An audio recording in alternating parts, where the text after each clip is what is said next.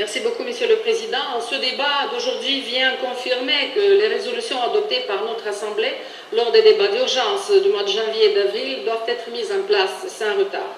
L'annexion de la Crimée par la Russie, qui est en train de se transformer dans un conflit gelé, le déclenchement des opérations militaires dans l'est de l'Ukraine a généré une profonde crise humanitaire liée au déplacement interne d'un nombre impressionnant de personnes, à l'enlèvement des personnes, leur disparition ultérieure, y compris des journalistes. Les faits semblent sortis d'un scénario d'horreur. La conséquence politique de cette crise est le fait que les autorités ukrainiennes ainsi que les institutions internationales n'ont pas défini de point de vue politique ce conflit. Si c'est une opération antiterroriste, elle doit être assumée par la police, alors pourquoi il y a des tanks russes dans les rues? Pourquoi il y a des armements russes? Pourquoi il y a une aviation de guerre russe? Et si c'est une guerre, pourquoi on hésite à le dire à haute voix, une guerre avec la participation de la Russie? Et pourquoi nous n'avons pas d'attitude, notre Assemblée, d'autres institutions internationales? Cette attitude doit être conforme à la définition du conflit.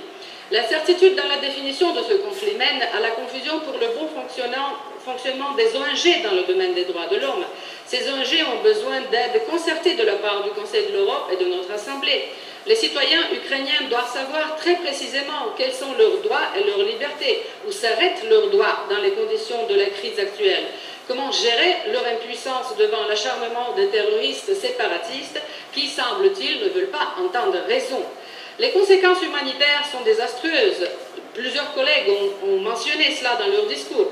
Jamais nous n'aurions pu croire qu'un conflit pareil puisse être déclenché au sein de l'Europe de l'Est. Après l'euphorie des séparatistes pro-russes, c'est le désespoir qui règne en Crimée et dans l'Est de l'Ukraine.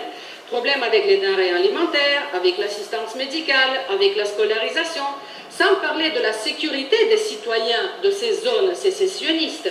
Et enfin, ces citoyens ont compris à quel point il est dangereux d'attenter à l'intégrité territoriale de leur pays au XXIe siècle. Je salue entre autres l'adoption par la Rada ukrainienne d'une loi sur la prévention et le combat du séparatisme. Et d'ailleurs, c'est un nouveau défi pour les pays post-totalitaires, les États post-soviétiques, qui peuvent à tout moment se confronter à un scénario pareil à celui ukrainien. L'élection du président Petro Poroshenko dès le premier tour est un bon signal, mais cela n'est pas suffisant. Nous saluons son plan de paix, l'appel au cessez-le-feu, car l'arrêt immédiat des opérations militaires est un but en soi. Il faut se concentrer à faire revenir la paix pour pouvoir lancer un dialogue entre les parties en conflit, même si ce dialogue n'est pas possible selon les témoignages de certains ONG et des autorités ukrainiennes. Notre Assemblée doit contribuer à mettre en place un format de dialogue entre les parties en conflit. Pourquoi ne pas penser à un groupe de parlementaires négociateurs de la part de l'Assemblée? Avec l'entraînement de la commission de suivi, nous avons élu le nouveau secrétaire général du Conseil de l'Europe. C'est aussi à lui de s'intéresser de plus près des conséquences de la crise en Ukraine. Le Conseil de l'Europe et l'Assemblée parlementaire du Conseil de l'Europe doivent être au centre de la médiation, car c'est à nous, par essence, de contribuer à la restauration du climat normal en Ukraine, propice à la bonne fonction de l'état de droit, du respect des droits de l'homme.